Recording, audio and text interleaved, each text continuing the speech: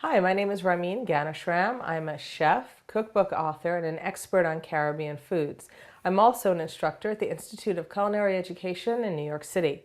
Today I'm going to cook something called Caribbean black cake or Christmas cake, which is incredibly popular in the Caribbean and has its history in English plum pudding. This is one of the most popular recipes of any that I've created, developed, or worked with, and many of my students ask for it by name. It's appeared in an article that I wrote for Saveur magazine, and you can also find the recipe on my website, caribbeanfoodguide.com. Black cake starts with dried fruits that are soaked in rum and something called cherry wine or cherry brandy that is produced in the West Indies. And you soak these fruits, you put 1 pound of prunes, 1 pound of pitted prunes, 1 pound of dark raisins, which is roughly about half of one of these containers you see here.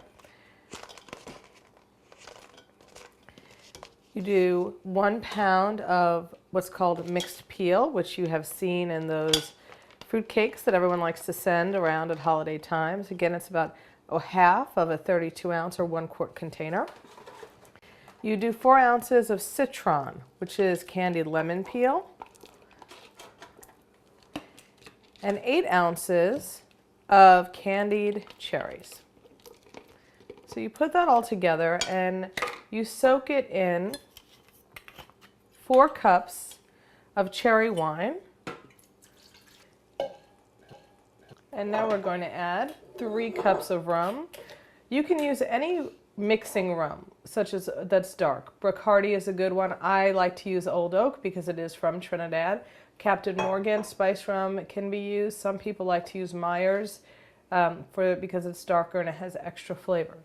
Once you've mixed the fruit, the wine, and the rum together, you're going to put it in a glass jar that can be well sealed, and you're going to soak it for at least 3 weeks, and in actual case, up to a year if you need to. In fact, as soon as I'm done making my black cake for the holiday season, I add more fruits to the jar, put it away for the following Christmas. It lends the best flavor that way.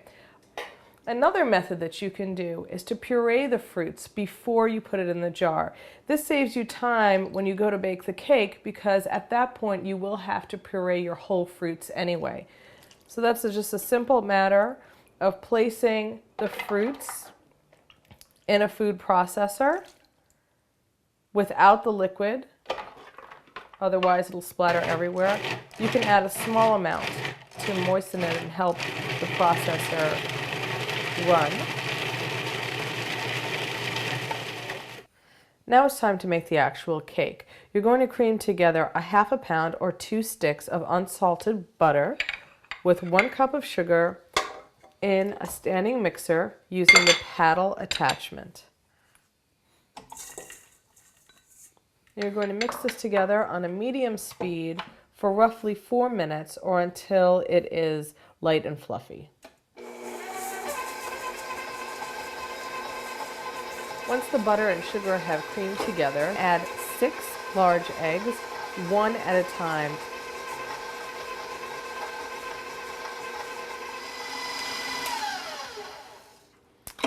Again, you're going to want to scrape down the bowl. Make sure that all the ingredients are at the base.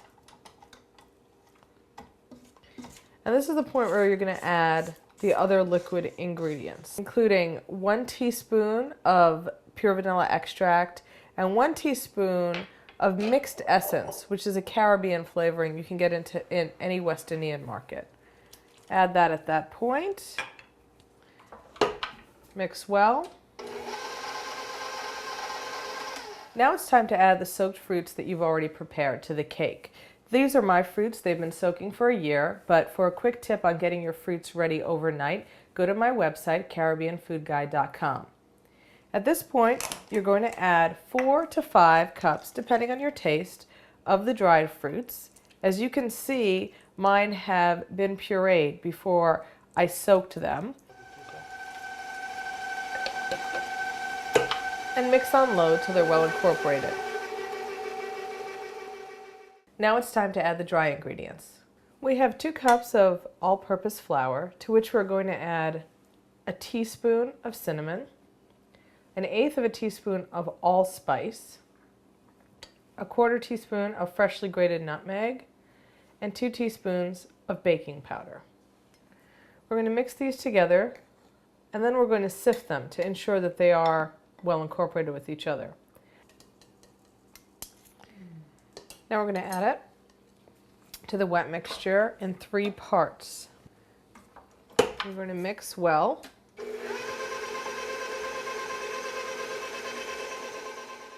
Now it's time to add what gives black cake its color, burnt sugar syrup, which is available at any West Indian or Caribbean grocery.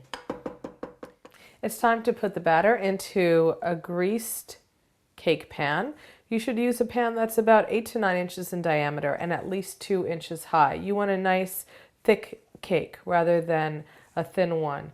Even though the final product of this cake is plummy and aromatic and delicious, it's what I call a plum pudding gone to heaven, you probably don't want to lick the spoon with the batter. The soaked fruits have a very alcoholic taste at this point, and it's a little raw.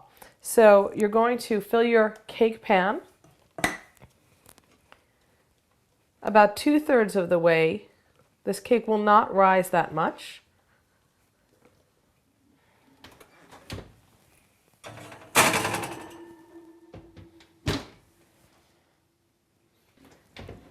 It's been 2 hours and it's time for our black cake to come out of the oven. As you see, it hasn't risen very much, but that's fine because it's a dense, moist cake. Place it on a rack over a tray or a cutting board to cool for 20 minutes in the pan, and then we'll turn it out to cool completely. It's time to wrap your black cake so that it can soak in a mixture of equal parts good quality rum, such as Old Oak from Trinidad, cherry wine, and sherry or Angostura bitters. I prefer Angostura bitters. You're going to brush this mixture over the cooled cake, and you're going to wait a little while for it to absorb. That's about 15 or 20 seconds. You can see it's absorbing pretty readily into the cake. And simply wrap it around the cake, pressing down. Wrap both sides very well. Tuck it under as if you're wrapping a package. I hope you've enjoyed this recipe. For more Christmas recipes from the Caribbean, go to my website, CaribbeanFoodGuide.com. Happy holidays!